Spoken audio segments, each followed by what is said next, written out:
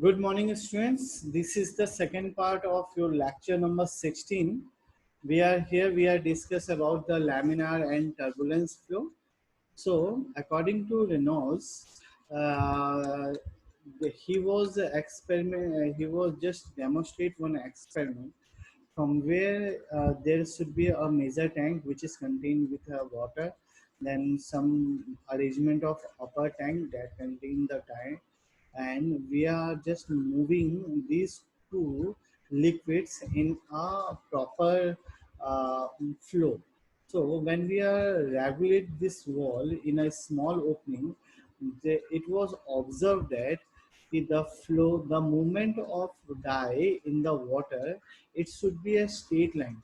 So when we are getting this straight line, it is called laminar flow, and when the mouth of the wall, when we are open in a large manner, then the velocity of this time move in a zigzag manner.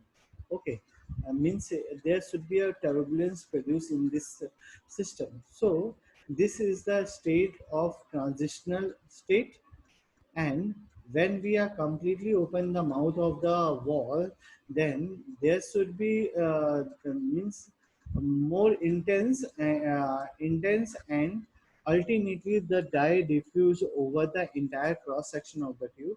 So this when we are getting this region, this is called turbulence flow. Okay, so Reynolds gives some conclusion part.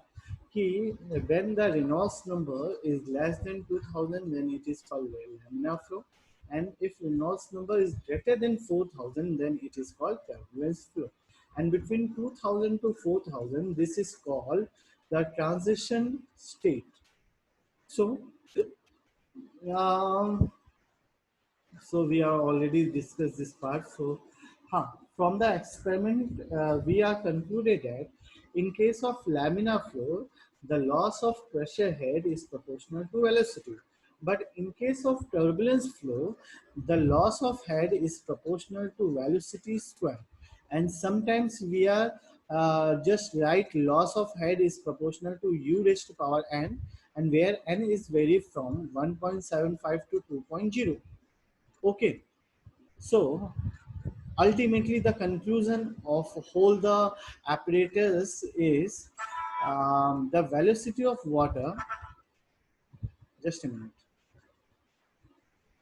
The velocity of the water in the pipe was determined by measuring the volume of water collecting in the tank over a known period of time. Means we are all know that rate of discharge is equal to A into V, area into velocity.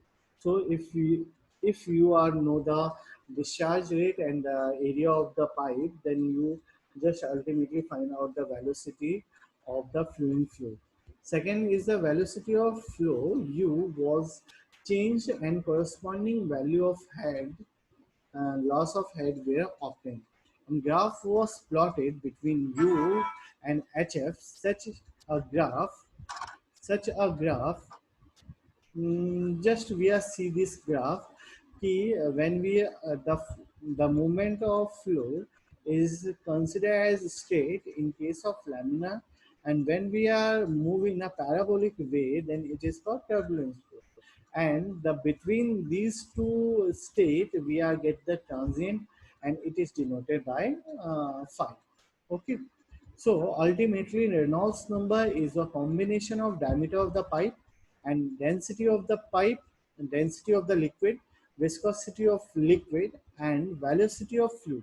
So by combining this, it is called Reynolds number. So RE is equal to rho into U into D upon mu.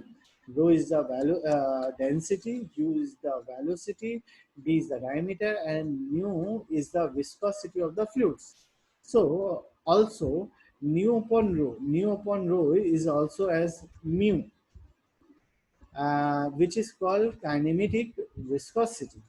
So so the conclusion is if RE Reynolds number is less than 2000, then it is called laminar flow. If it is greater than 4000, it is for turbulence flow, and between 2000 to 4000, it is unpredictable. Either it may be a laminar or it may be a turbulence. So after that, we are discuss about the critical Reynolds number. So, all the experiment agreed that a lower limit of critical value of exists through there appear to be no defined upper limit of critical value which categorize full attainment of turbulence, and its value is approximately 2000 for in case of circular pipe. So this lower critical Reynolds number is of greater engineering importance as it defines the limit below which all turbulence, no matter allows serve entering the flow from any source, even source will be dammed over by viscous action. Okay.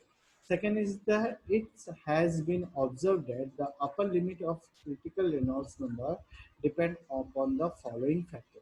First one is the initial turbulence in the flow, then shape of the pipe entrance and roughness of the pipe.